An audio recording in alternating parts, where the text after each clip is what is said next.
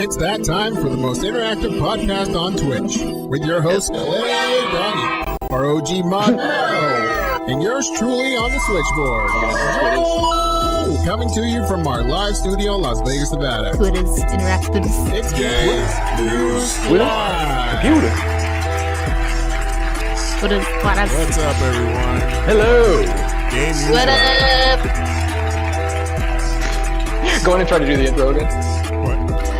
It's like every time you were like, hello, everyone, it was like, then I step over you, and then Mel steps over you. It's like, you're like, hey, everyone, welcome to, hey, guys, how we doing? Welcome to Game News Live. Shabba-de-woo. Skibidi-bop-bop-bop. Pew, pew, pew, pew, pew. Okay. Sound effects. Yeah, what's up, everyone? So, Hello.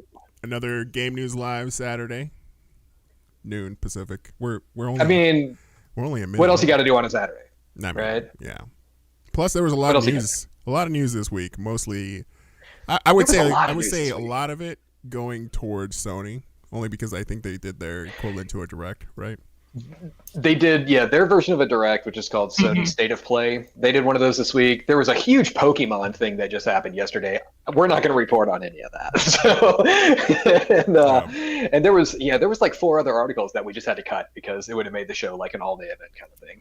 Yeah. And ain't nobody got time for that. I'm gonna be honest. I mean, technically, I got time for that, but you guys got no time for that. Technically, we all have time. Yeah, Of the I got pandemic. literally nothing to do today. I'm going to go grocery shopping. But I don't have today. time for All that. right. Yeah. Yeah. All right. Can't do. So, thank you for joining us, everybody in the chats. Leave a comment. Let us know that you're alive.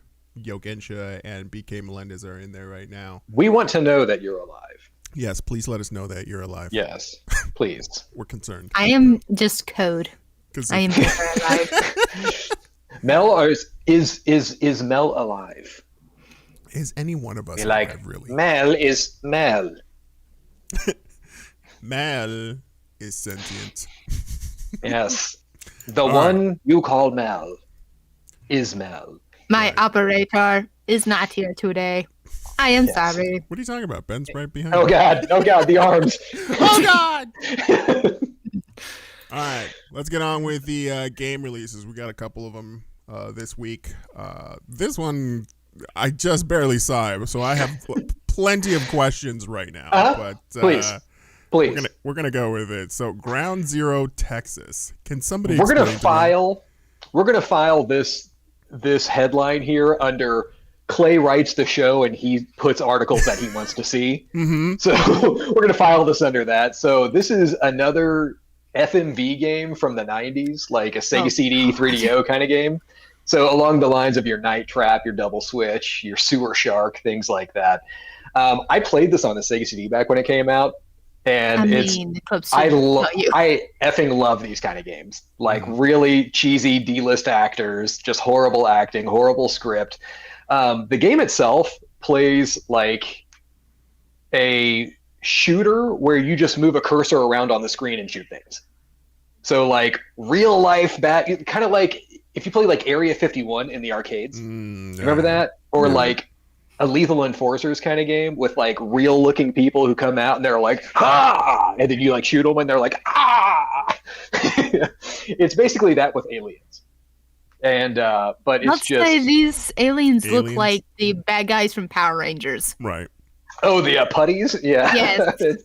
But yeah, like you just move a cursor around on the screen. You can activate a shield for like defense kind of stuff. But it's just like this hits me in my love of FMV. And I was like, I was waiting on this to come out because the guy, I'm not going to say the company, the guy who's doing all these remakes, his company is called Screaming Villains. He started off with the Night Trap 25th anniversary, and then Double Switch and Corpse Killer, and now this one. And it's like a guy in northern Kentucky who like loves these games, and basically said like, hey, can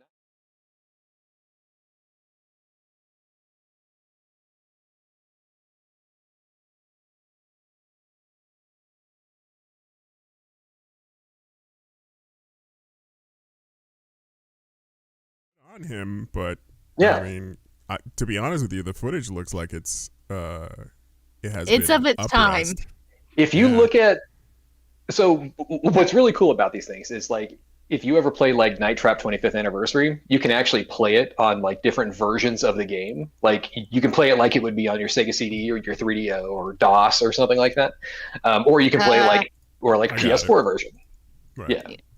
Or you can play like newer PS4 version. But these are basically ripped from VHS tapes. Mm-hmm. So it's like there is some upscaling in there, but it's still not going to be perfect, right? Like this is not like nobody went back and refilmed anything. Right. Like they literally just took the existing footage and just did like a remaster on it. Yeah. Apparently, everyone's saying it's mute. Sound is muted. It was muted when I switched over to the studio scene, but it's been taken care of. It's all good. Joel, can you fix that? Is it muted? I just fixed it. It's fixed. Yeah. Okay, good. All right. Good job, Joel. Yes. Yeah. All right, so Ground Zero Texas looks like it's out in approximately 2 days, March 2nd. I think it's saying. So yeah. And now I'm stuck in a place where I pre-ordered my copy like I do with all of these from limited run games. Mm-hmm. So which I love limited run games and all, but now I get to wait like 9 months to play this game because it's going to take like forever for that copy to come in because and it's like, all right, well, okay. Yeah. Oh, well. Yeah. All right, let's go on to the next one. Fans of Ghosts and Goblins, a new game's coming out for the Switch. I believe this is Switch only, right? We're talking. This is Switch only at the moment, yes. Yeah, so Ghosts and Goblins Resurrection is coming to the Switch. Yeah. I don't know if this is a new title or if this is just the Switch. It is a new title. Okay. It's a new title. This is the one that looks all like cartoony / like paper kind of style. Yeah, this is that one, and it's probably going to be insanely hard and frustrating, and I'm probably never going to play it because of that. But if you remember, a few weeks ago we did an article on this where they were talking about the multiple difficulty levels on this. Oh yeah. So there is kind of like an easy mode where you can just kind of resurrect on the spot, and needless to say, if I were to play this game, it would probably be on that because Ghosts and Goblins games I've been playing since the 80s, and they are all stupid hard. Yeah. Stupid hard. And it's just like, man. It's the original Dark Souls. Yes. That's a pretty accurate the mental for that. pain. Yeah. Dude. These games are hard. And like, if you watch like speed runs of them, it's just like, I'm not even going to try to like replicate that because I've even tried cheating the original NES Ghosts and Goblins with like an emulator with like save states and reversal mode and everything like that. I think I got like halfway through stage 2 and I'm like, I'm out. That's it. I'm done. Yeah. I just can't do this anymore. Like this is just too much. I think the furthest I've gone is like a either stage 2 or stage 3, and now it's just like no, this is even harder cheating. than it's Contra. like this is just Contra's really not that bad once you play it enough. And I'm sure you could say the same thing for Ghosts and Goblins, but yeah, Contra is without Contra's the not as Konami bad code, it's super hard. It is hard, but it's such a short game that if you have to stop and retry or anything like that, it's not too painful. Yeah. Yeah. But yeah, pain. Well, yeah. Available now. Go pick it up if you got a Switch and you're interested in Ghosts and Goblins. But there's already a bunch of people streaming this on Twitch. Oh yeah. Yeah. That's cool. Like retro runners, retro speed runners. I've seen a ton of people playing this already, and I'm like, ooh, I'm gonna watch this. Yeah. I wonder then, like, if you already have speedrunners, like, I still sometimes am so fascinated by their system of remembering things because a lot of it is just like, unless it's like a completely randomized game, there's a game of chance, right? But for these kind of things, it's almost like just working off of memory. So it's kind of fascinating. That's really what they do. It's like it's really just remembering everything. Especially and that like, crazy blind run. Those I will never figure. Oh, like blindfolded speedruns. Yeah. Yeah. I love watching blindfolded speedruns, man. Like Punch Out blindfolded. It's like I love watching that. It's so good. Right. All right, so let's move on to the game news. Wow, Twisted Metal. It's been quite a long time since I've heard that title. So, and now it has been a bit. The last one that I played, and I think it was the last one released, there was a PS3 version of it, and it was not good. So, like, I kind of thought that series was dead at this point. Like the Twisted Metal 3 came out, or Twisted Metal on the PS3 came out. It was just called Twisted Metal, kind of like the first one. And it sucked. and I figured they would have just buried it at that point. It didn't even sell that well, so I guess there was enough interest in the franchise to make a TV show. I mean, I'm just thinking like Death Race with Twisted Metal characters, and less Jason Statham. That movie was pretty terrible. Yeah, they made 3, Clay. Yeah. I think they made 3 after the Jason Statham one, because the Jason Statham one was a remake of like an older Death Race series, right? Yeah, from like the 70s or something like that. So they still made like a Death Race 2 and 3, and then some weird titled one. So this Twisted Metal, and Sony's on board with this, right? Like they said like they're going into, you know, partnership with all of this and everything like that. This article on Variety has a synopsis of what it's going to be about, and I just want to run this by you real quick. Okay. It says, the show is about a motor-mouthed outsider who is offered a chance at a better life. Now that's kind of what Twisted Metal is all about anyway. Like they do this tournament to the death thing. It isn't a race. It's like literally like a battle royale kind of thing, right? They do this to get a wish granted. That's basically like how the games work. Right. Like it's usually out of desperation or something like that. Like they join in so they can get some kind of wish granted, and then like a monkey's paw kind of thing happens where the wish comes in, but it's like corrupted in a certain way. Yeah. And, you know, it's whatever. Careful but it's what you wish for, kind of like exactly. Yeah. But yeah, the show's about a motorbike outsider who has a chance at a better life, but only if he can successfully deliver a mysterious package across a post-apocalyptic wasteland. And it's like, okay, you're already going in a different direction. That's not. That's not how this works. Okay. No. Okay, I'm just seeing Fury Road here. That's all I'm saying. Yeah, and it's with the help of a trigger-happy car thief, he'll face savage marauders driving vehicles of destruction and other dangers of the open road, including a deranged clown who drives an all-too-familiar ice cream truck, whom fans of the game will know as Sweet Tooth. Okay. There was no race. Right, you know, like I said, this isn't just a battle. Like this isn't just a battle. So the race is basically them saying, how can we turn this into a TV show? Because if it's just a battle, that's one movie, right? Like that's one episode of one show, and then it's over. Continuity against like Respawn movies don't do very well. Yeah, so now they rewrote it to a race. Or, yeah, he has to race across the post-apocalyptic wasteland in order to deliver a mysterious package. And then other Twisted Metal characters appear, like Sweet Tooth. And it's, like, weird. So, a cross between Death Race and Need for Speed movie. Could be. Hey, you know what? Say what you say about Need for Speed. They're terrible? It wasn't as bad as other video game movies. It was just too campy. Yeah. Too broski. Bro, help me out with your airplane, bro. I got the need, bro.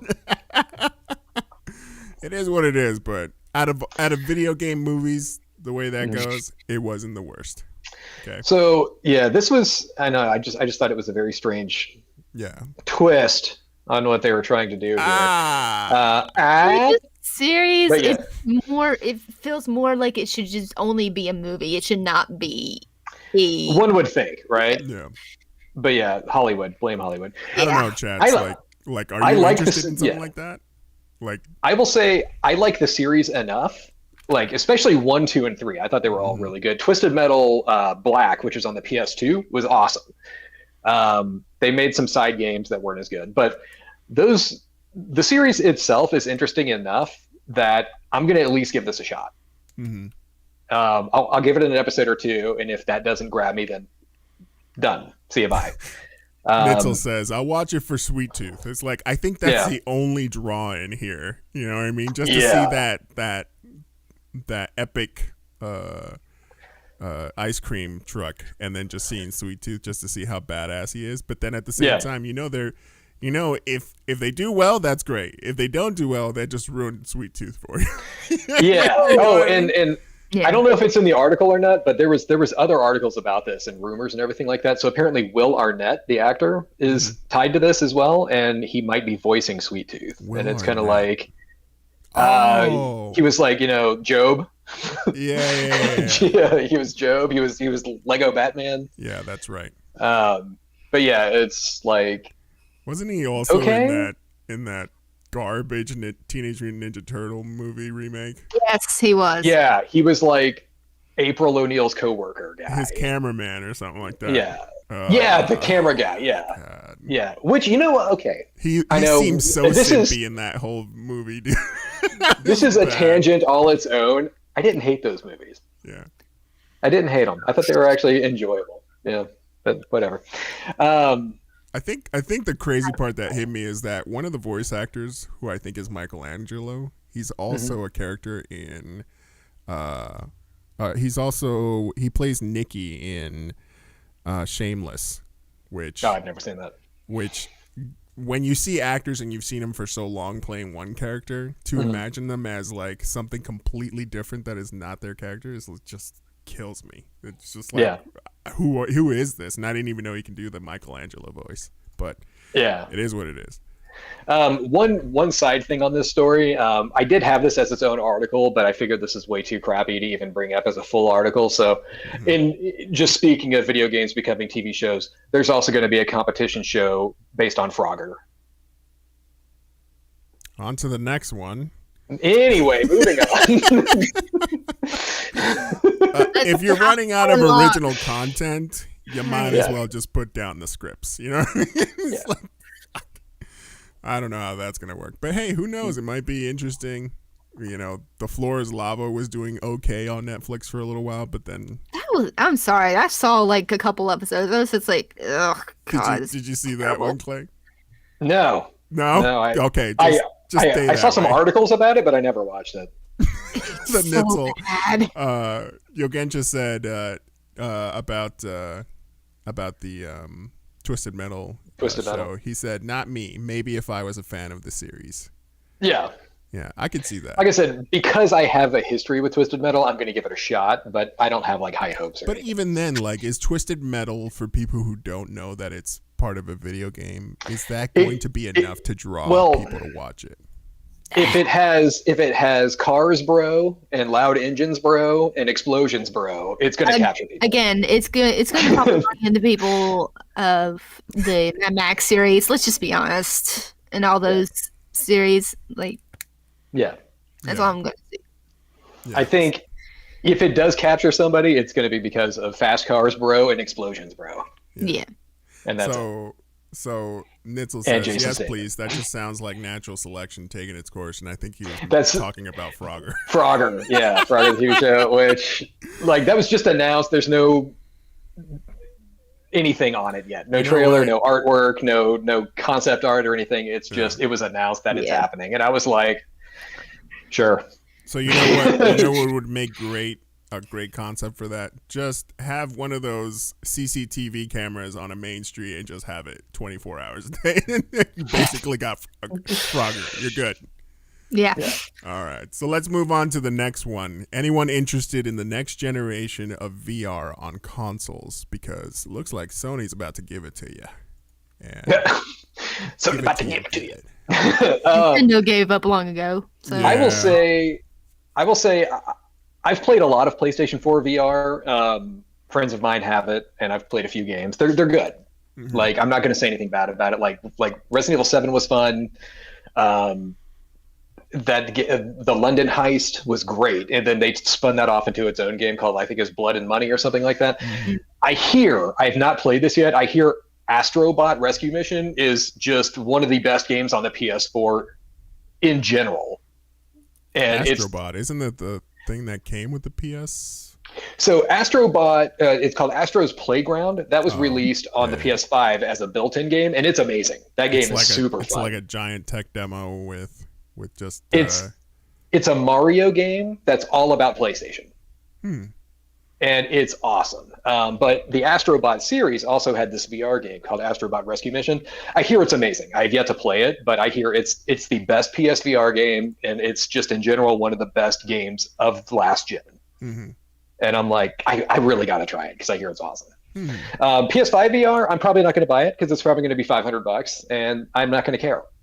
I'll just play it at friend's house when they get it. Yeah. It's VR is cool. I can appreciate it, but I don't want to spend that money. I already have an HTC Vive. I really do not need to spend any money on something that is sitting on my TV stand for a while. And maybe this is more for the chats, but do you think that VR headsets on consoles are just another Kinect, or that's just waiting for it to die and realize that it's not going to sell very well? Or do you think there's an actual market outside of the PC scope? There's a lot of fans of PSVR. Okay, so Sony already has its own diehard following, right? Like there are people out there, no matter how good or bad anything is, they are Sony fanboys, like to the bone, right? Like that's just the way they are. So PSVR has a pretty big audience. The games, when they're good games like Astrobot or that Iron Man VR game or something, they sell well. Like there is a following. So this is why Sony's moving forward with it, because they're like, yeah, we made a crazy profit on PlayStation 4 VR. Let's keep going. Right. And I think I think that's always the key, right? You have to have that must-have killer app on your console. That's only specific with your console. You can't get it anywhere else. But because the PC scene and the modding scene for VR is just so good, they probably have a counterpart in like 2 weeks that's even better on PC. Yeah. So Yogensha has a thing here. He says, I have a PSVR, but it hates my glasses. It's blurry as S when I try with them on. I think it's interesting he says that. Yes, family show. I think that's really interesting that you say that, because the people I know who actually have PSVRs are also glasses wearers, and the PSVR was supposed to be more glasses friendly than even like the PC VR stuff. Right. Because it's kind of like a halo that you put on, right? And it secures to your head. And then the glasses are like external from that, and you can move them in and out. Yeah, the HTC Vive, even though it kind of straps onto your eyes a little bit more, it gives enough room for glasses. So I'm super thankful for that, and thankful for Nitzel for giving that. I will also say with HTC, they also had come up with glasses that you can actually order to set to your eyes, so you don't have to get glasses, and it's set it into the HTC. Oh, like the visor has like your prescription or something for it. That's awesome. I didn't know that. Wow, that's a really good idea. Like Joel, get on that, brother. I'll be honest with you. Like 95% of the time, I'm fighting the kids to get on VR. Mm-hmm. Yeah. Because if you have multiple people trying to get on VR, it's for the pandemic, VR has been a lifesaver. Again, thank you, Nitzel. VR has been a lifesaver because it's just like they don't get a lot of interaction with other people. So as I'm watching them play VR, I think it's just VR chat. I'm monitoring them as they go along. But man, they've been enjoying that VR headset. Like, as soon as I get off here and we have lunch, one of them's gonna be like, "I just finished my food. Can I get on VR?" Hey, they're burning their calories off that food. Gotta go. I gotta burn off these calories. Can I get on VR? Yeah. Like Umber said, the deluxe audio strap for the HTC Vive also helps with glasses. Yeah, and luckily the one that Nitzel gifted me for my birthday, that came with the deluxe audio. Mm-hmm. The only thing I don't like is that because my fat head is there, it's just like the little speakers that flip down so that way it hugs your ear a little bit. They don't do that for my. they're just like wings, and there's like, you're too fat. It's a reminder every single time. Hey, big head mode much? You're like, why are you saying these things to me? I'm sorry, Joe. I can't do that.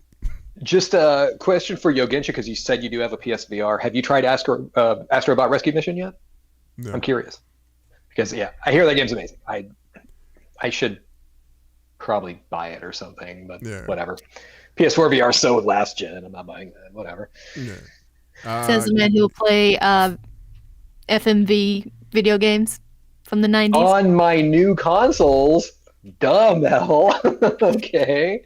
I'm not seeing his argument. I mean, I could just break out my copy of Night Trap on the Sega CD and play that too. I'm just saying. Yeah, but then you'd have to break out your 50 boxes and whatnot just to go find it. But yeah, dude, PlayStation VR. I mean, I think there's a demand for it because you know, Oh, VR is just so much easier to set up on a console than it really is on a PC. But there is a line here. Yeah, go on. But it's just like people just want the simplicity of just turning it on and putting it on, right? I'm sure there's I get market that for it. So PSVR had a really weird setup where they had this little external box as well, where it's like your HDMI would go into a box, and then the box went into the headset, but the box was there. Oh, and it split off to your TV, right? And the box was there so you could display on your TV and the headset at the same time. It was like a little external processor that would handle like both video signals. Right. The PS5, from what they said in here, is just going to be a single cable. And it's like, okay, that's interesting that they're already doing that. Also, on the PlayStation blog, they also had a line on here. They said, one of the innovations we're excited about is our new VR controller, which will incorporate some of the key features found in the DualSense wireless controller, along with a focus on great ergonomics. So it sounds to me that they're moving away from the PlayStation Move controllers. Right. You know, like the joystick with the ball. Like that was the old way. Apparently they're going more of like a Rift Vive kind of place, which I think is great. If you take a look at some of the like PC counterparts to VR, a lot of them are starting to go with individual finger sensing. Just like I think Steam's the latest one, and it's super immersive when you finally have that ability. But when you just have like open hand or closed hand or something like that, it's like it's just a constant reminder that okay, I get it. I'm not as immersed, but it does feel nice on the HTC Vive. Yeah, and the PSVR was also based on a camera. I don't like for a lot of its movement and tracking, it was a PlayStation camera watching you, and then it would track your movements like based on where the lights are and everything like that. Which I think maybe we're moving away from that and into a better solution. So I'm excited for the PS5 VR. I think it's already just from what they've announced, it seems like it's going to be way better than the 4. It's just I wish they would have given us like some concept art or something as well, not just an announcement with nothing. That's just me. I think a lot of the times they kind of fish for a reaction and then just wait to see what people say in some of the comments. You know what I mean? Could be for it, maybe. Yeah, just to see like, hey, we need ideas because we don't know what the hell we're doing. Yeah. What do you want? So that way you don't give us bad reviews on the next time we try this. Yeah. That's why I feel like a lot of that stuff doesn't come with concepts, because the moment that look at what happened with the PlayStation 5. The moment that you showed it off, it was meme central everywhere. Because it's a terrible design. But then that wasn't enough. That wasn't enough for them to even change it or even consider like an alternate color, right? So it was just like maybe send out your feelers a little bit earlier before you commit to a design. Terrible. But it is what it is. We're just spoiled brats. Yeah. All right, so Play at Home returns. So is this the equivalent to the Xbox? And I'm not sure because I'm not a console guy, but is this the equivalent to like Xbox Games Pass? No. Okay. So this is something that Sony started last year. Last year they did this whole Play at Home thing. They said it was because everybody's stuck at home anyway, and they're just going to give us some free crap. So they're doing it again. Last year it was the Nathan Drake collection, which is really awesome. That's Uncharted 1, 2, and 3. There was another. Journey was the other game, which is a PS3 game that they just brought back. This time they said it's going to be 4 months of like goodies, right? So you've got your first month starting March 1st. It's going to be Ratchet and Clank, which is the game that came out a few years ago for the PS4. Oh, nice. And then later in the month, and I actually had to ask Mel about this because I don't know anything about this, was a 3-month trial to Funimation. And I was like... the anime streaming service? Yeah. Yeah. Yeah, and I didn't know, like, I don't watch anime, right? So I didn't know what that was. I was like, Mel, what's Funimation? And she was like, oh, good question, Clay. It's basically I thought that Netflix they were for just anime. like a development company for a lot of They the license the animes they get from Japan so they can dub it for Americans. Yeah. All right, so the next month is going to be what again? So you're going to Ratchet and Clank. Uh-huh. Mm-hmm. And this 3-month trial to Funimation. Gotcha. Yogen just says Sony owns Funimation now, so that would make sense. They have a partnership with it. They don't fully own it, but yes. Yeah. I'm pretty sure it's going to be like, hey, just put down your credit card and we'll do it for 2 months. And then, if you that's probably what's going to happen. Yeah. Like it's probably going to be like, if you activate this, then you get 3 months of all blah blah blah blah. But after that, boom. Yeah. And it's like, and it's not that expensive. Mel was explaining the pricing to me like before the show started. If you're an anime fan, I don't know what the pricing difference between this and Crunchyroll or something like that, but the pricing wasn't bad. What was it, like $7? It's $7 for the Premium Plus, yeah. It's like and $100 for Premium Plus Ultra, which it's like no, it was $7 for Premium. Yeah. $8 for Premium Plus. No, wait. I'm sorry. Yeah, Premium is $6. Premium Plus is $8, and Premium Plus Ultra is $100. $100 on the website itself. Oh, I was about to say, like, hold on. Premium Plus and Ultra, the only difference there, it's $4 a year or like 30 cents a month. So it's like, if you want the end all be all, you would just pay $8.33 a month, which is $100 a year. Yeah. If you're really that crazy into anime. Or go with Crunchyroll, and I don't know what they compete with on Crunchyroll. I have no idea. Crunchyroll, you get more of the animes when they come out exactly in Japan. So the only downside that I've ever seen to like Crunchyroll and a couple of other services is that you get the subs almost instantly, right? But sometimes you just get tired of just going up and down on your screen with your eyeballs and trying to read it. So I don't know.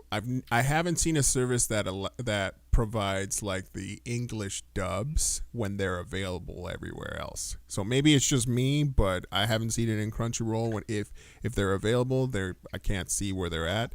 But that's the only thing that I would really like is just like my kids watch My Hero Academia, and so when I find that the English dubs for that kind of stuff, it's a lot easier for them. Even though I'm pretty sure that they would have a better time in reading class. Hulu does have that. What's that? Hulu has My Hero Academia English dub on for the first four seasons. So. Gotcha. Yogensha, this goes back to Sony owning Funimation. This is why I said they have a partnership. Sony actually calls it out on this PlayStation blog article. It's Funimation is a joint venture of Sony Pictures Entertainment and Aniplex of Japan. So I just remembered that when we were talking about the Twisted Metal series. I was like thinking, like, I forgot about the Sony made a movie studio or something like that. And I was like, has that Ratchet and Clank movie even come out? And if it has, is it any good? I haven't heard anything since. I was never a fan of that game franchise, so if there was a movie, I didn't even bother. Right.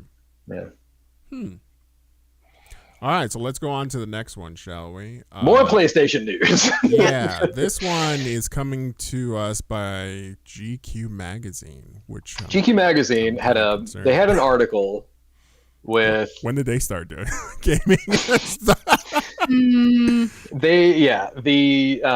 The president of like Sony Entertainment Europe or whatever it is, Jim Ryan, they did a big interview with him about the future and everything like that. One of the things that popped out of this interview, he was talking about PlayStation VR, he was talking about the Ratchet and Clank Funimation stuff, but he also mentioned that a slew of PlayStation games are coming to PC, starting with Days Gone, which came out like a year ago or something like that. Fantastic. Haven't y'all ever seen that game before? I did, and I saw a whole bunch of playthroughs for it, and it looks amazing because it gives you like the whole zombie horde feeling for it. But then, like, it does absolutely. But gameplay wise, not a lot of people stuck to it more than like 2 weeks on Steam or Twitch. So then I was just I put about an hour and a half into this game, and it wasn't just because it's spooky and zombies and I'm scared or anything like that. I was bored. Wow. I was bored. I didn't like it at all. It's a very cookie cutter open world game. Like within the first hour, you learn all about the characters and who your guy is and what his motivations are. And then you get to a town and they are like, hey, if you go out and collect me 9 billion who's-a-whats, I'll upgrade your motorcycle for you. And if you want to upgrade your gun, you got to go collect 9 bajillion boobity bops. and if you want to go do this, and I was Hate just those like, poopity pops. eject disc. Okay, this is going back to gameplay. I was talking to Cinderkin. Yeah, I was talking to Cinderkin because he got the platinum, which is like all the trophies and everything like that. And I was like, "Did you even like that game?" And he's like, "No, but it was an easy platinum." And I'm like, okay. And he's like, "Yeah, the game's kind of boring. Yeah. Like, I didn't care at all." What's up, Robert? Thanks for joining us this week. Hey, Robert. Hey, Robert.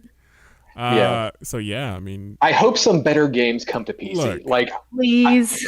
I've been saying all along, like, PC guys, I know guys and gals, you all are doing your thing, whatever. right. There are console exclusives that you all really should get. Yeah. And like, for instance, like Sony, if you get Spider-Man or Miles Morales or both, and Ghost of Tsushima, that's already like, you will finally see why everybody loves these games. Well, here's the thing about consoles, and I think they're starting to get the big picture. Yeah. So you're getting Sony exclusives a couple of maybe like a year, maybe 6 months later down the line. Once they've actually gained all the money that they could and squeeze out all the money that they could off of their own platform, it makes sense to just port that over and make more I said the money. same thing. Right. I was talking to one of my dudes at work about this, and I was like, it only makes sense that they do this. It was after Horizon came to PC, and I was like, they should be doing it. God of War should be on PC by now. Like, these are games that, okay, nobody else is buying it. Like, our sales are now at the bottom because people have played Spider-Man, they've played Ghost of Tsushima, they've played God of War, and those sales numbers aren't going up anytime soon. Right. So let's launch it on Steam. Let's launch it on Epic Game Store and make some more money out of it. Yeah. I think it would be a no-brainer for me, being a PC guy, to just take a look at and see, hey, God of War is now available on PC.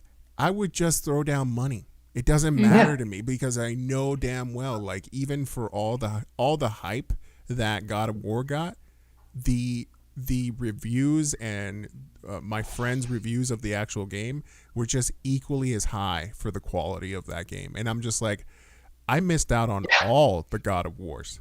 I missed out on everything. I had a PSP, and the only God of War that I was able to play was the first one that came out on that console. Chains of Olympus. Like, and then at the same time, I was like, I'm kind of lost on the story a little bit. Like, I don't know what's going on. But Chains of Olympus was a good game. That's a very valid point what you just said. Even like the PlayStation 2 God of Wars, which God of War 2 on the PS2 is still my favorite of the entire series. And I've played all of them. Right. Like, I think that one's even better than the one that just came out 3 years ago. Oh, wow. But it's like, what if you all got those? What if you all got like the God of War collection that came out on the PS4, you know, or the PS3 actually got it. It's like, but yeah, that would be awesome. Yeah. Like, there's so many good games out there that slap them with my wallet. I'm telling you. And then God of War 2018, it's a sequel. Yeah. Like, you're still going to be kind of like scratching your head asking questions about stuff in that game because you never got to play the others. Now, you know where they would make the smartest move, and I know they won't, but the smartest move, instead of giving us another stupid client, just put it on Steam, please. Yeah. Don't give us another client to download. I don't want to micromanage all my games, see how much hard drive space I have to deal with. You got to get the PlayStation launcher for PC. I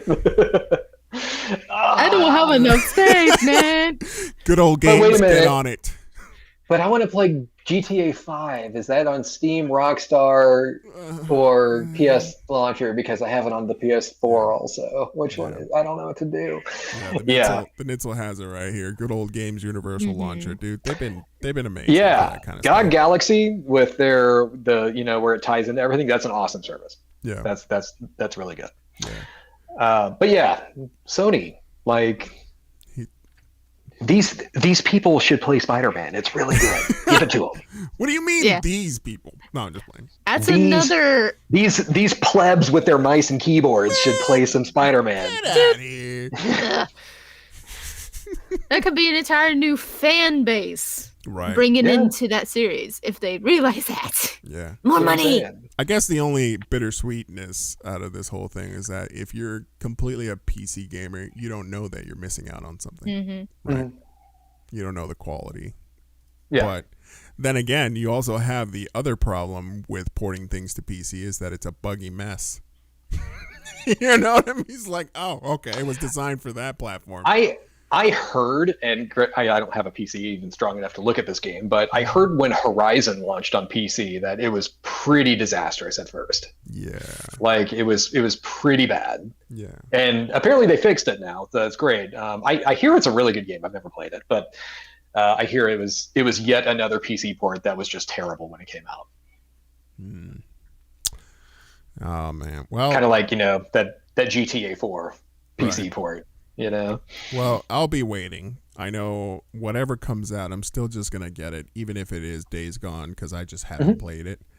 Yeah. But it'll also be like, is PlayStation also gonna cut it down from 60 over to like maybe 30 since they've been out for so long? Who cares, right? You're no longer worried about digital physical distribution. Just cut it down. You already made me your money.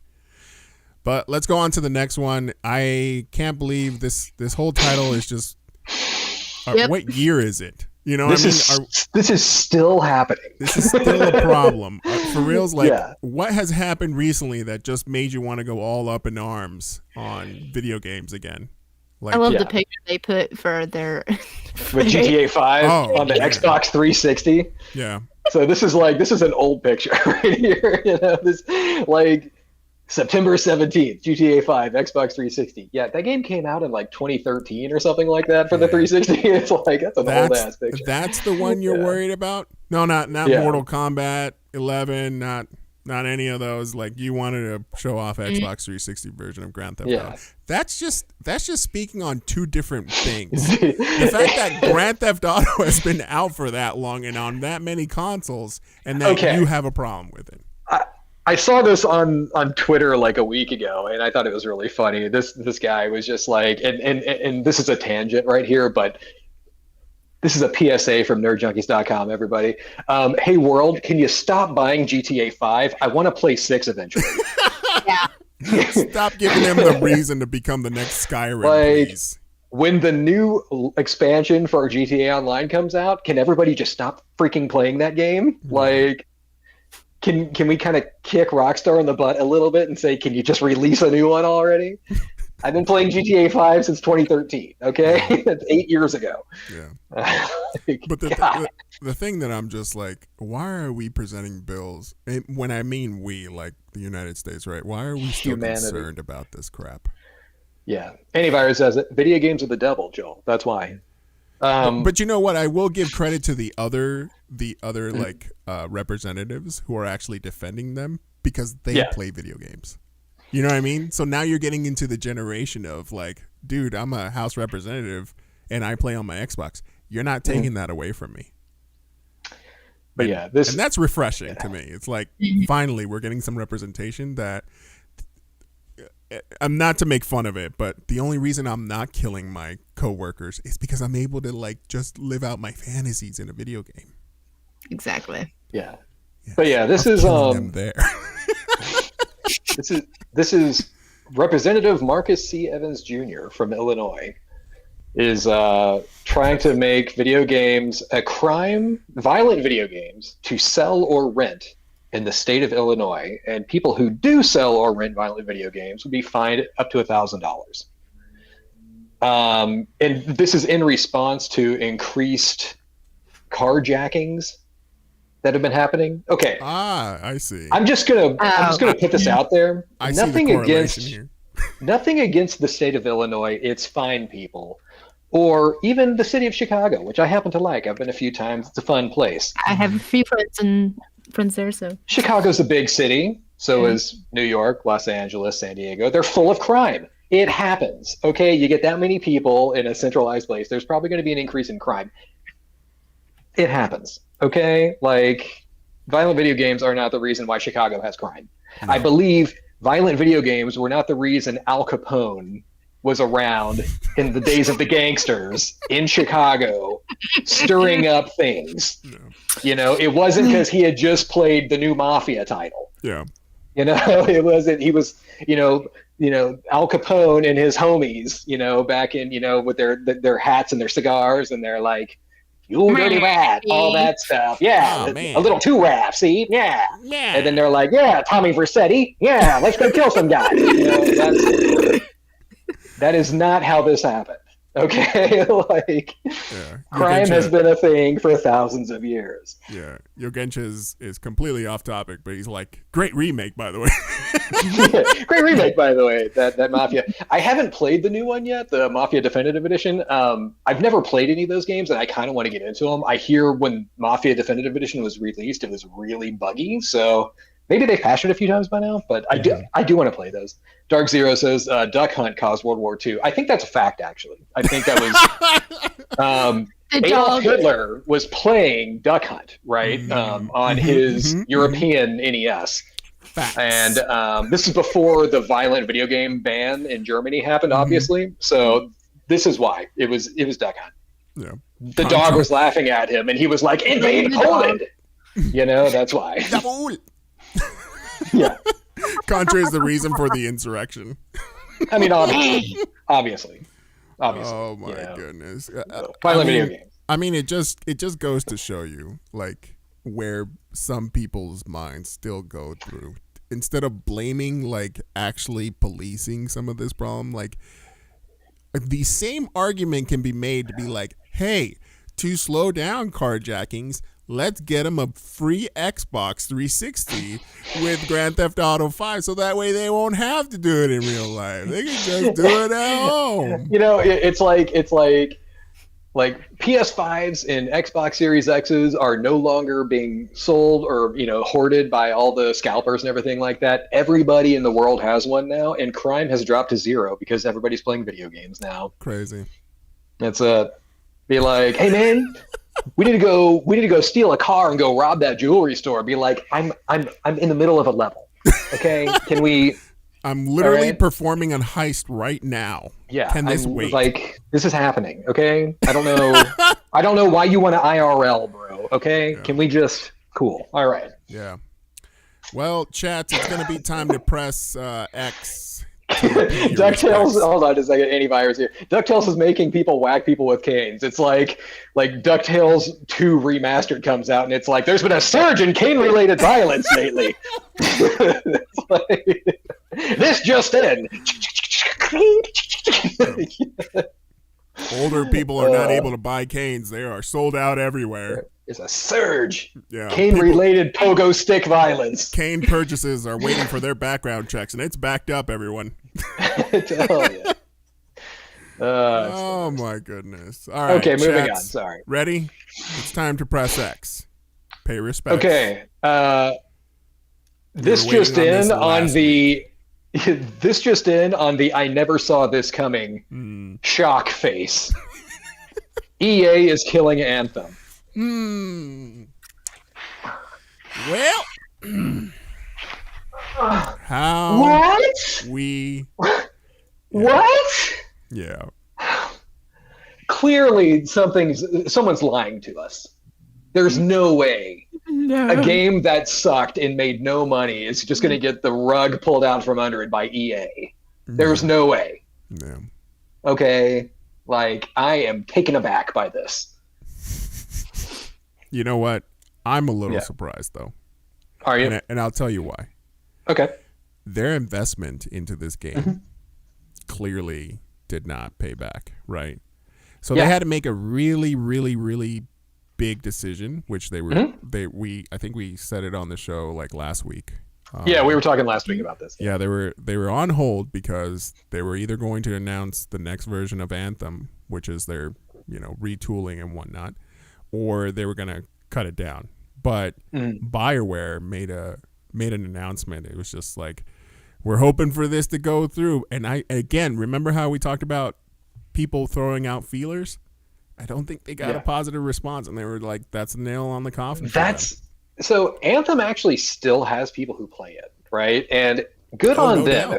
If they like it, good on them. But the majority of gamers, where EA wants the money, you know, when they said, oh yeah, we're going to retool Anthem and re-release it, this is like a year and a half ago or something like that. Even when they said that, the general consensus was, who cares?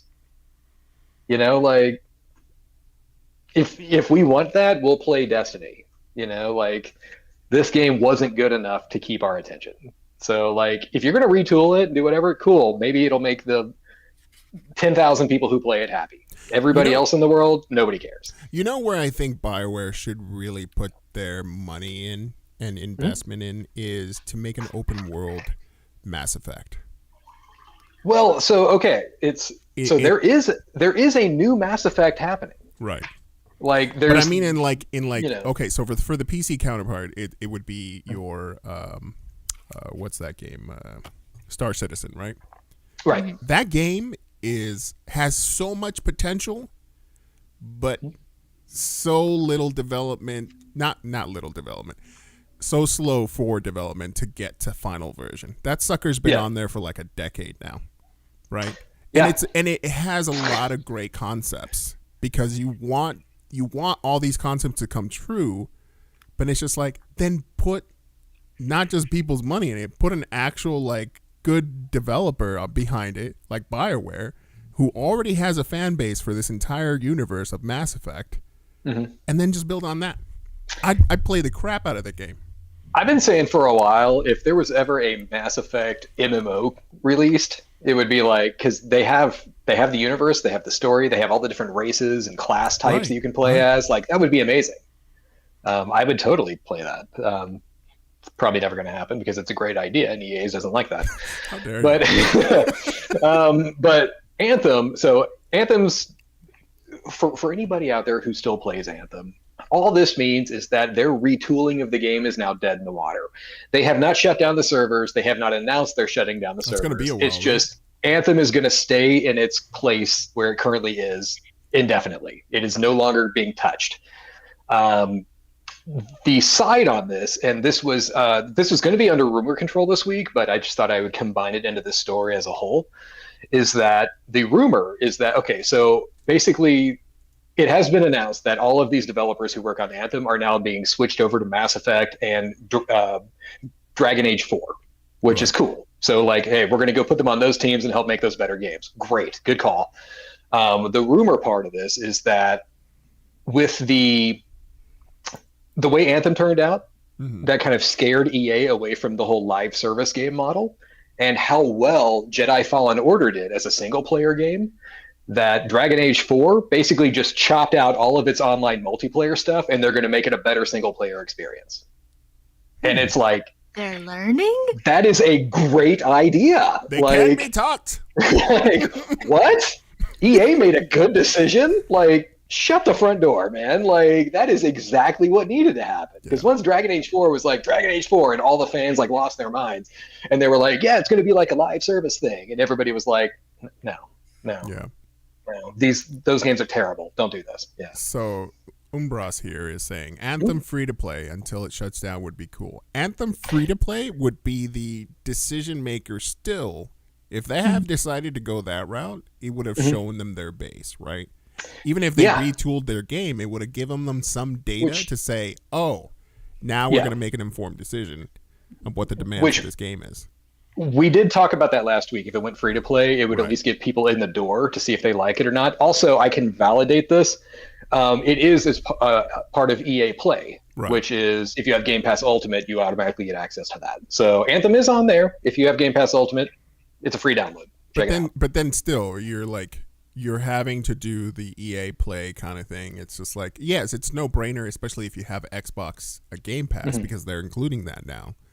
Yeah. But it's like, if you want people to just give your game a shot, aside from all the negative press that it's received, don't put it behind a client or a subscription. Just go and just download the demo, right? Yeah. But who knows? Maybe there's some other deciding factors that we don't know. I'm gonna give them a pass on that because I think there is no demand when you have things like Destiny and other games that could fill that void. And you've just gotten too much negative press for it. Might as well. They're absolutely right. Might as well just devote your bandwidth to something else that is probably going to get them more money.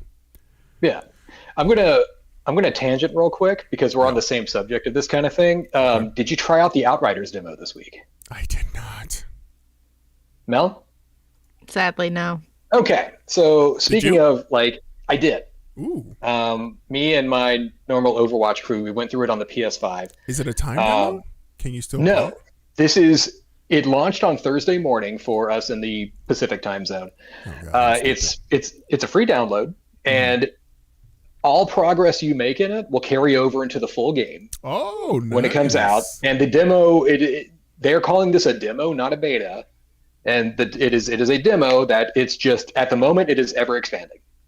So like, you play it now, see if you like it, and if you want, buy it. It comes out in April, and then whatever you've done so far will carry over. That is super smart. Yeah. Because I played it. every single demo or beta has always gone through the reset at the point of retail, right? Yep. Yeah.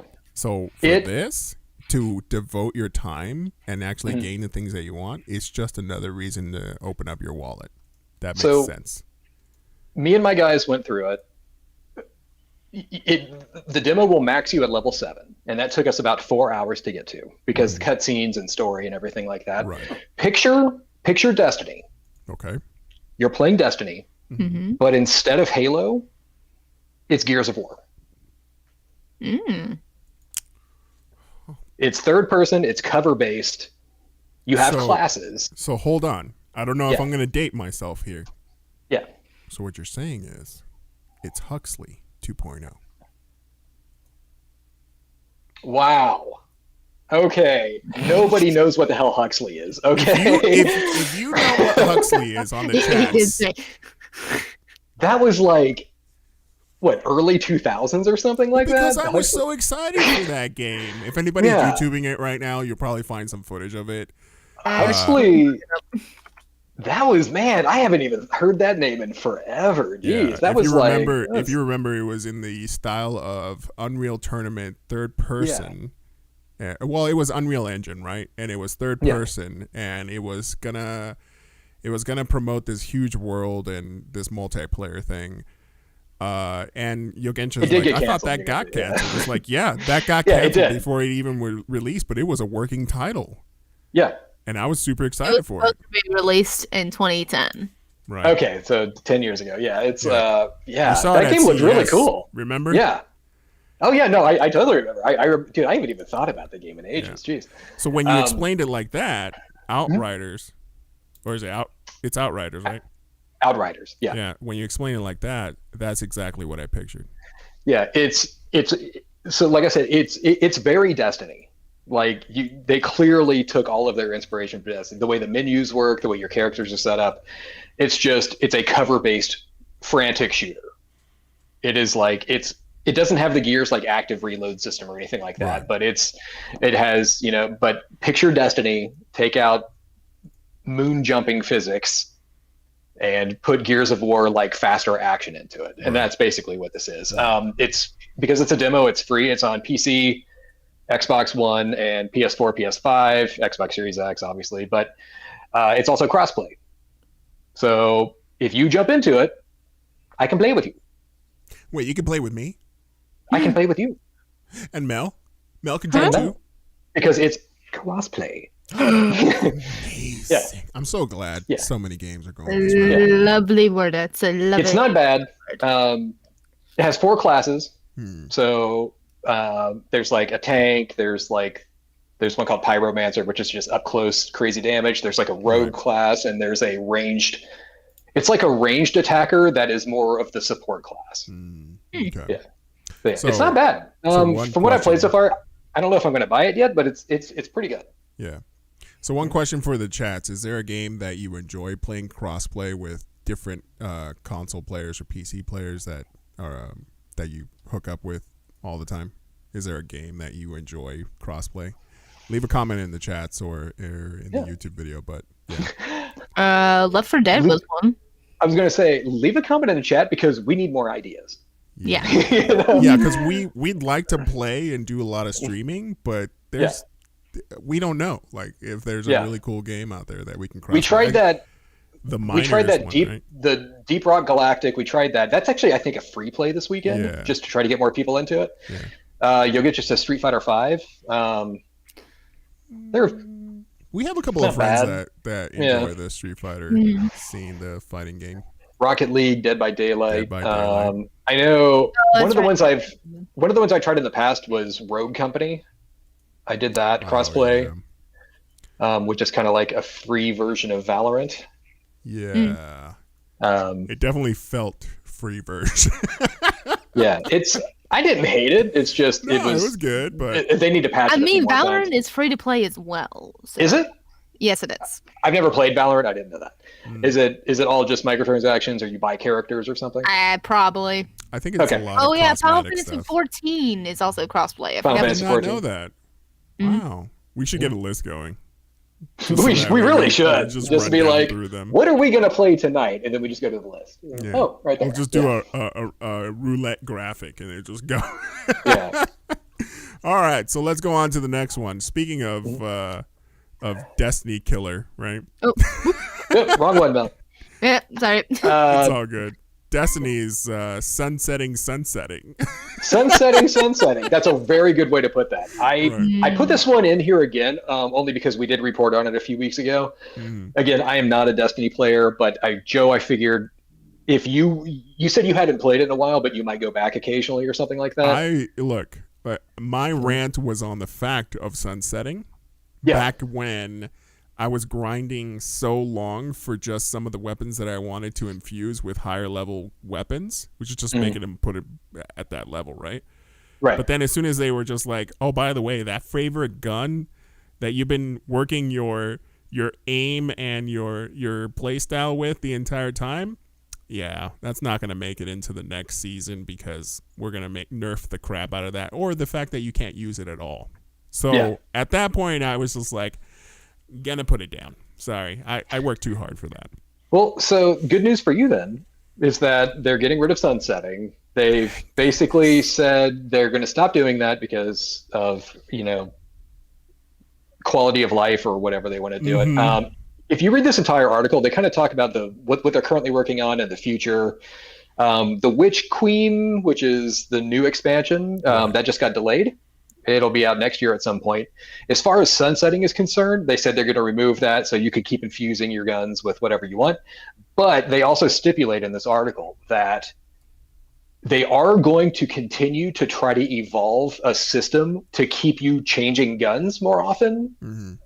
But that new system, like it won't be sunsetting, but they're going to try to bring in something else just to get you off that favorite shotgun of yours. But that new system won't even be in place until after the Witch Queen. So for the next year, go ham. Here's the thing. Yeah. You know what's a great system to get you to play other guns? Make other guns funner.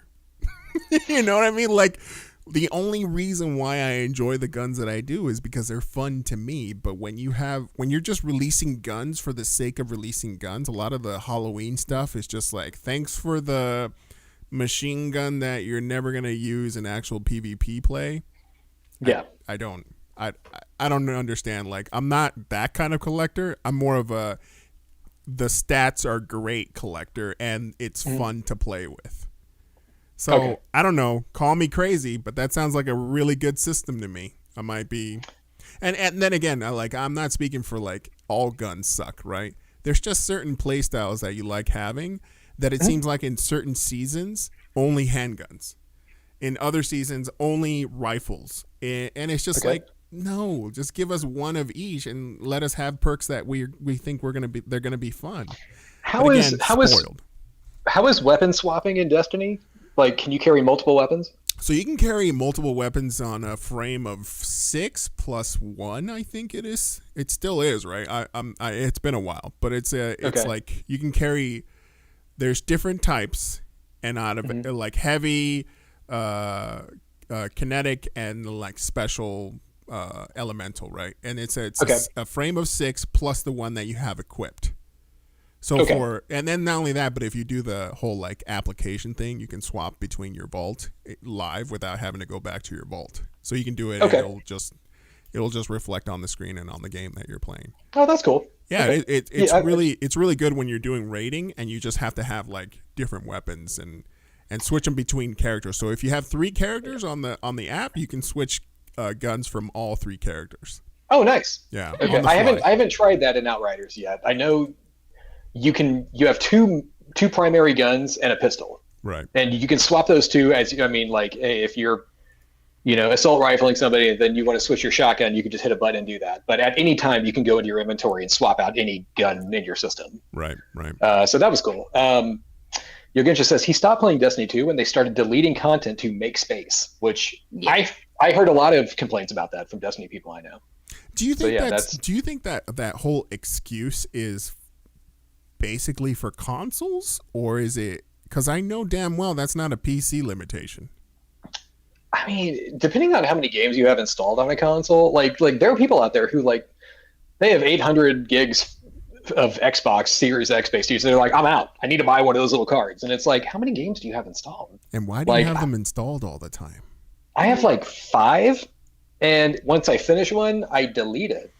I can only say the only excuse I can see is that if you're in a rural area and you're having to download a lot of this stuff, or if you have a data cap, there's a reason to continue having them installed, right? Because downloading a giant game like that can eat up a lot of your data cap. I can see that, but I mean, if you have a data cap, you wouldn't be playing Destiny anyway. Damn straight. That's a huge game. Is that right? Warzone is all like, oh yeah, we'll see about that. Patch. Yeah. I just bought a 20 terabyte hard drive. Warzone's like, challenge accepted. Yeah.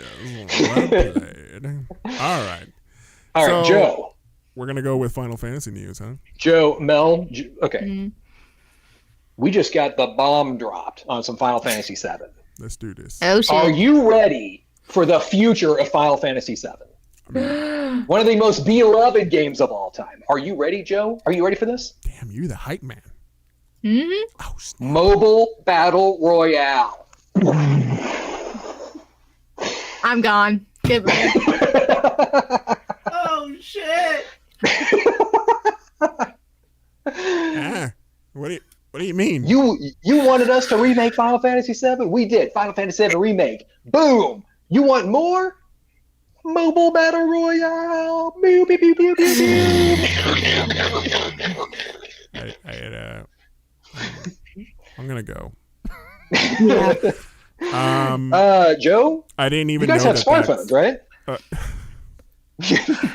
Please don't tell me. Not only is it a battle royale game. Final Fantasy VII: The First Soldier. This is going to be. It takes place decades before Final Fantasy VII. Back, I'm guessing, when the Soldier program was first being created or something. Mobile, phone-based battle royale. Then why does it have Barret and Cloud in it?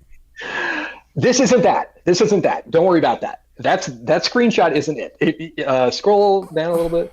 That one right there. That one. That guy. What? That guy.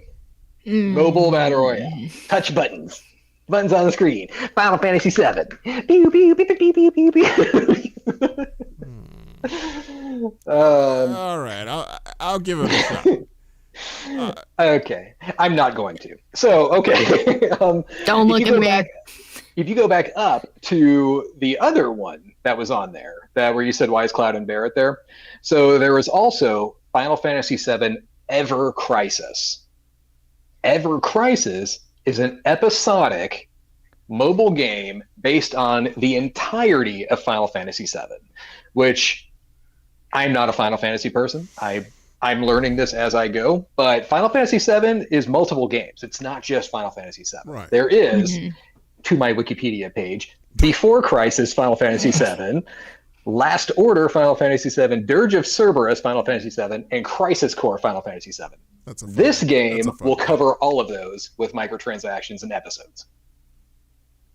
And it's it looks like that. It's like a turn-based RPG that looks like that. It plays like Dirge.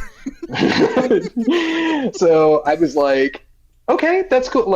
I know a bunch of Final Fantasy fans out there who have not played the other ones, like Dirge of Cerberus and Crisis Core and all that stuff, because I think one of them was a PSP game or a Vita game or something like that. Crisis Core. Yeah, and one of them, I think Dirge of Cerberus was a PS2 game, wasn't it? Possibly. Okay.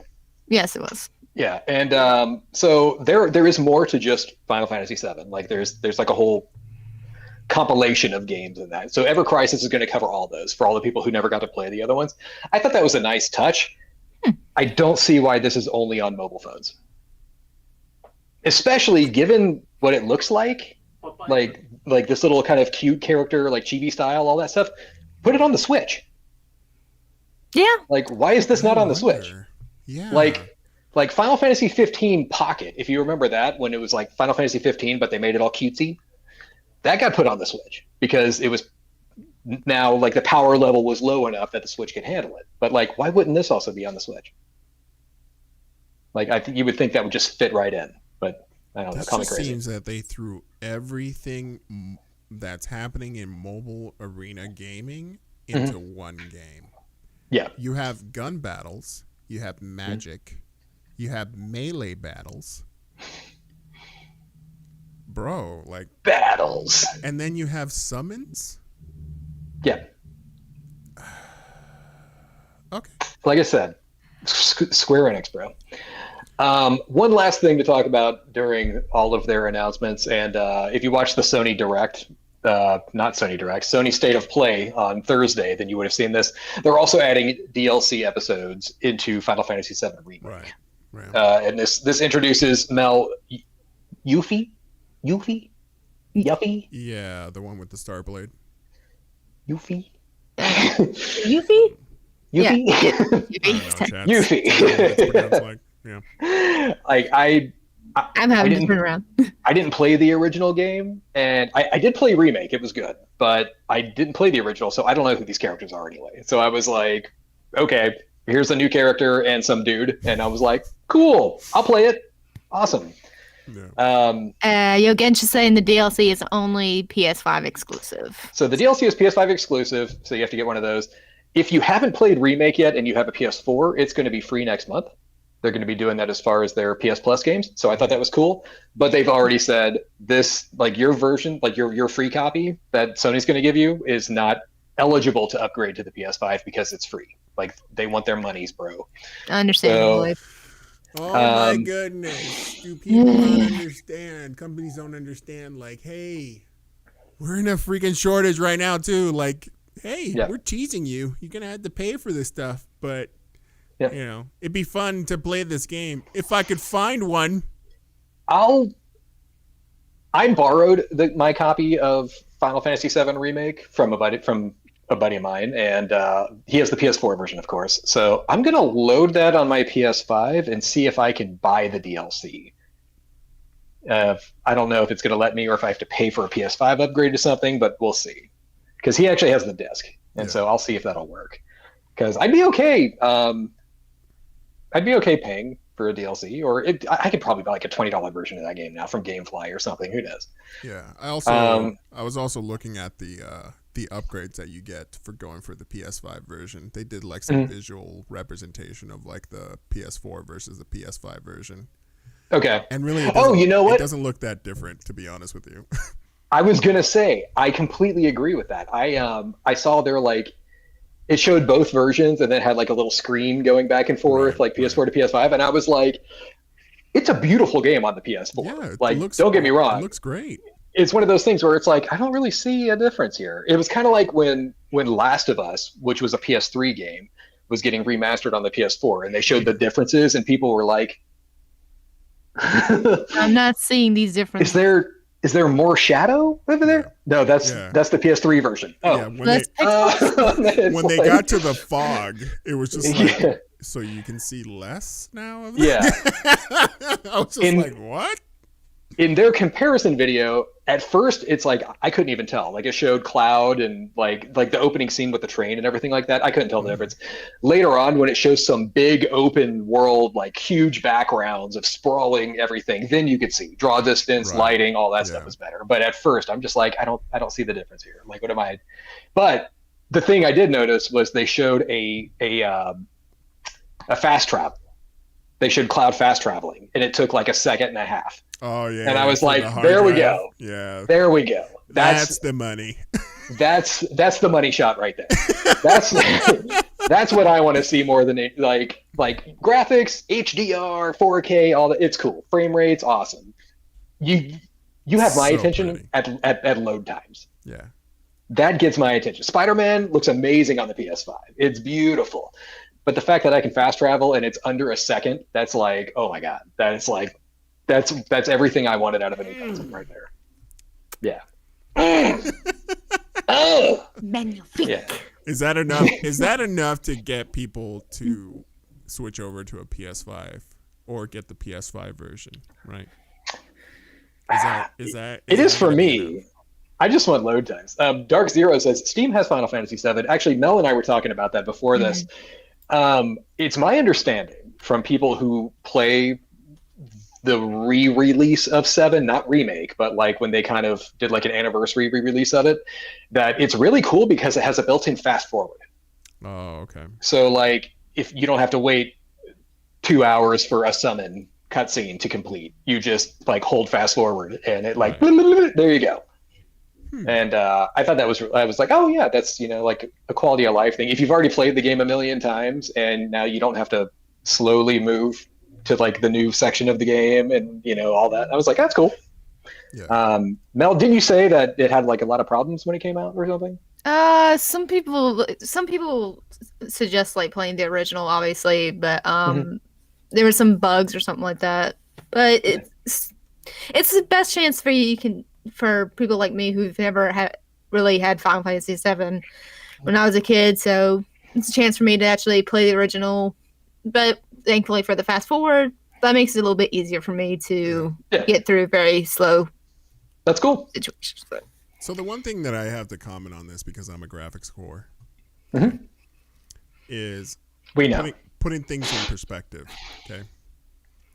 Ultra pixels. Ultra mega textures. Okay. Here's the thing. This video game looks almost identical as far as models and the level of detail and whatnot to the movie that came out, Advent Children. Advent Children, yeah. And if you look it up for Final Fantasy Advent Children, and you know that movie came out, I want to say like possibly like 10 years ago, maybe early 2000s, 2004, 2005, something like that. 15 years ago, right? Yeah. That is a level of 2005. graphics. 2005, yeah. So 15 years.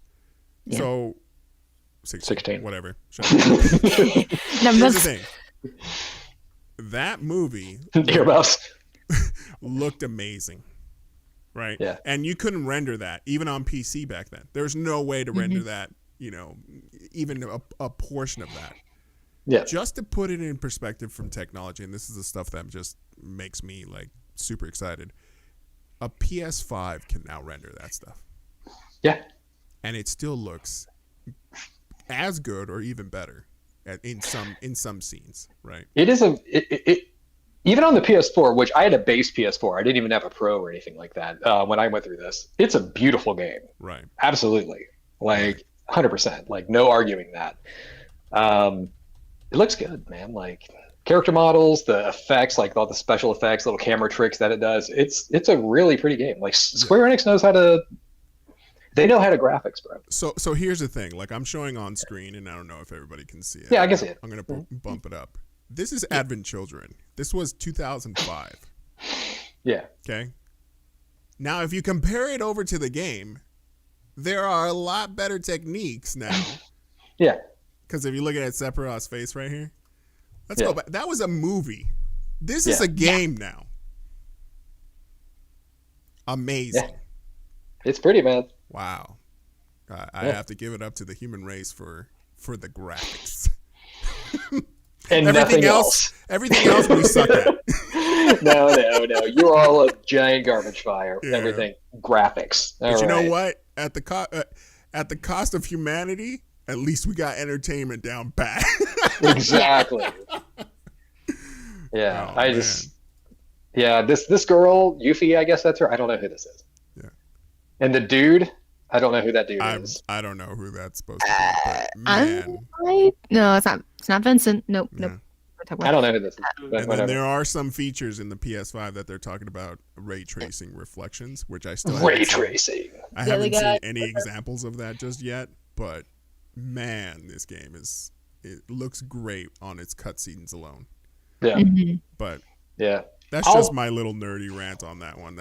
I'll try it out depending on what I can get on the DLC, if I can get a good deal or not. If not, I'll just wait for like a Game of the Year edition or something to come out. Yeah. I've already beat Remake. I'm not in a huge rush to go back into it or anything. But is the game really going to look that nice when it comes out? I believe so. This is actual gameplay here. Yeah, like I have no doubt the game is going to look like that when it comes out, because Final Fantasy VII Remake, even on the PS4, is gorgeous. Yeah, it's beautiful. Yeah, like even taking a look at some of the things that some in the past, just to give you a perspective here, these eye reflections are super difficult to get right. But in this whole scene, like it's working perfectly, and it's convincing enough to be like, damn, bro. Before that, even in the movie, you don't have eye reflections like that. And now I'm starting to see, like, even if you look at Modern Warfare, the latest one, they have eye reflections when it gets too dark. The reflections of the outside, when they're inside in a dark room, that shows up in their eyes. Yeah. And I'm just like, okay. Not only the fact that it's super smooth and real to life as far as like their movement and motion capture, but that was just convincing. Clay has even stated, even on the what was it, the breach and clear level where they have to do the night vision and stuff, it was pretty convincing. That was that, like when you're going through that big tall house, right? And it's like, that entire level was super impressive looking, like with the night vision goggles and the way shadows work, even when you're in night vision mode. I was like, this is really cool looking. Yeah. And I just played it on the PS4. So like, not even like a super PC or anything like that. Right. Yeah. Yeah. That game was really fun. That is a beautiful game. And the fact that it's just getting even better, I just like to appreciate those kind of things, because it's like, it's just saying where we are in graphics. We're in that uncanny, what is it? The uncanny valley, where you can almost, you can't be for sure what you're looking at, because you don't know whether it's 3D or not. And Dark Zero says only stuff that was reserved for movies back in the day. Yeah. Dark Zero says the other guy is probably Sid. I don't know who that is, but Sid is basically an engineer. He's in like a reincarnation of a bunch of other Sids in every Final Fantasy, I believe. Did that dude look like Sid? Like the guy who was hanging out with Yuffie? I don't think he did. Okay. I don't know. It's been a while since I actually saw Advent Children. I know he was in that. I saw that once, and I was like, I was lost. Had no idea what was going on. You have to know Final Fantasy 7 to know everything on that. So. I saw Advent Children, and I was lost. But then also, I was kind of bored. Like, it had like one or two cool fight sequences, and the rest of the movie was just like, so what? Cloud is, or Aerith is Jesus or something? Like, like, what are we doing? Did she just baptize somebody? What is video games? What is, But like, that's why it for is the Cloud chill, just everyone. crying through this entire movie? Cloud just whines. He just whines. He's He's just a crying. crybaby the entire time. He's just like, I can't. I'm hurt too bad emotionally inside. And I'm just like, oh. All right, in Remake, he wasn't like that at all. I thought in Remake, the way they did Cloud was great, because he's just a dick in that game. Yeah. Like everything he does is like, well, everything he does in that game is just like bounty hunter mode. They're just like, Cloud, the world's about to end. Are you going to help us? And he's like, give me my money. He was like the anti-hero in that one. Basically, it's like, like every time they're like, Cloud, get in there, and he's like, you're going to pay me, right? Yeah, love it. Yeah. Yogesh says, no one talked about Sifu. That game looked cool. It did look cool. Sifu was also shown off at the Sony State of Play. Right. It's a martial arts themed game. It makes it sound like every single time you have a defeat that you just age. That's Returnal. That was Returnal. That wasn't Sifu. Okay. Well, I'm just saying from the trailer itself, it just looked like you aged every single time you were defeated on something. Yeah, if you take a look at the Maybe trailer, I missed out on that then. Yeah. Maybe I missed out on that detail then. I don't know. Yeah, I'm showing it off right now. This is This is from the same company that made Absolver, if you've ever played that. I put a little bit of time into Absolver, and I really couldn't get into it. But playing Absolver, it tells me exactly what I need to know about how this game is going to play. It looks really cool, but... Yeah, I don't see any UI effects on the gameplay, so I'm pretty sure they're hiding those things. But yeah, it does look cool. I'm not going to say anything wrong or anything bad about that. Why does this remind me of the movie Raid? Because that's the exact scene that they're trying to portray in this whole Raid? Yeah, I haven't seen that. I think it's a what is it, Japanese like action movie. Yeah. Yeah. There's a couple of scenes that kind of match this whole thing. But yeah, it looks pretty cool. And the entire time he's just like getting older. Through this entire gameplay. So I kind of wonder if maybe like getting defeated just kind of gives you like that time sensitive thing throughout the entire game. But it looks super interesting. I don't know. I'd probably give it a shot. It's PS5 and PS4, so I'm pretty sure this is going to come out on the same time for both of them. Yeah. 2021, which doesn't tell us much, but whatever. If it's on GameFly, I'll get it and you can play it. Right. All right, cool. So that's pretty much the show for this week, everyone. Glad everyone was here. We appreciate everyone who comes by and chats with us. We're going to cut this whole episode up into bite-sized pieces and put them online. And then we'll be back again. Morsels. Yeah, little bite-sized, fun-sized kind of clips. Yeah. If we'll be back this Saturday. Clay, do we have we're good this Saturday? This next Saturday? That would be the 6th of March. Yep. I don't think there's anything coming up that I shouldn't be here for. No, you're going to be good unless they call you for work, right? Possibly, yeah. I think I told you, Mel, just quit your job already. Yeah, just do this full time. You know how we're paying you. Yeah, I don't know. There's March 6th. There's nothing going on. It's all good. Yeah. All right, everybody. So check us out on nerdjunkies.com. All of our social links are at nerdjunkies.com/social. And then Yugencha wants you to stream tonight. Yeah, I'm probably going to be streaming. You were streaming last night, right? Yeah, I was streaming last night. We were playing Valheim. Valheim, cool. Fun. Both Rage Pants and Nitzel were on there playing on the server. So if anybody wants to play Valheim on our server, links and server password and everything is on our Discord. So check that out. But we're gonna head out now. I gotta go eat, and everybody else will catch you in the Discord chats. Thanks, everyone. Catch you next week. Everyone. See you later. Bye. Special effects. Blah, blah, blah, blah, blah, blah. Yeah, I got to get on that. You were supposed to do that first episode. Come on.